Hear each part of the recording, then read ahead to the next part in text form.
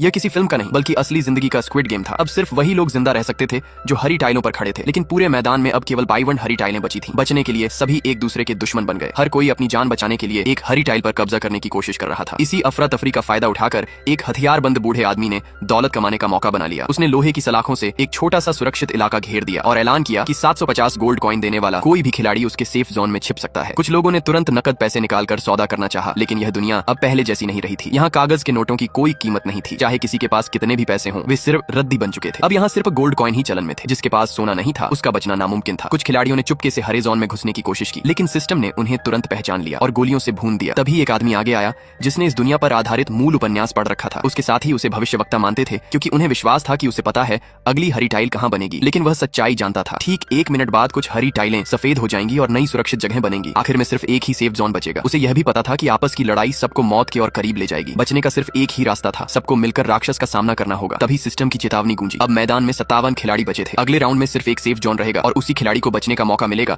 जिसके पास सबसे ज्यादा गोल्ड कॉइन होंगे। कुछ ही पल बाद नया हरा जोन सीधे उस बूढ़े आदमी के पैरों के नीचे बन गया। साफ था कि सबसे ज्यादा गोल्ड कॉइन उसी के पास थे। इसका मतलब था कि बाकी सभी खिलाड़ी मारे जाएंगे। तभी जैक के दिमाग में एक योजना आई। उसने अपनी साथी को पास बुलाया और कहा कि वह किसी भी कीमत पर उस सेफ जोन पर कब्जा करेगा। लेकिन जैसे ही वह वहां पहुंचे, उसे तुरंत उस हरी टाइल को नष्ट कर देना होगा। उसी समय एक आत्मा प्रकट हुई। जैक ने तुरंत अपना वॉल्ट खोल दिया और अगले ही पल उसमें हजारों गोल्ड कॉइन भर गए। पलक झपकते ही वह पूरे खेल का सबसे अमीर खिलाड़ी बन गया और सेफ जोन तुरंत उसके पैरों के नीचे आ गया। जैक ने अपना हथियार उठाया और पूरी ताकत से उसी हरे जोन को तोड़ना शुरू कर दिया। सभी को लगा कि वह पागल हो गया है, लेकिन उसकी साथी को उसकी योजना याद थी। वह समझ गई कि सभी खिलाड़ियों को एकजुट करने का यही एक तरीका है। उसने बिना एक पल गंवाए अपनी बंदूक उठाई और हरी टाइल पर गोली चला दी। आखिरी सेफ जोन भी पूरी तरह नष्ट हो गया। अब जिंदा रहने का सिर्फ एक ही रास्ता था, सबको मिलकर राक्षस से लड़ना। राक्षस के आने में अब सिर्फ 1 मिनट बचा था। जैक ने बूढ़े आदमी को 1000 गोल्ड कॉइन ट्रांसफर किए ताकि उसकी ताकतवर बंदूक उधार ले सके। अब बूढ़े आदमी के पास लड़ाई में शामिल होने के अलावा कोई और विकल्प नहीं बचा। उसके पीछे खड़ा एक रक्षा विशेषज्ञ तुरंत एक भारी भरकम टैंक बुलाता है, जो पूरी रफ्तार से आते हुए राक्षस का सामना करने के लिए आगे बढ़ जाता है।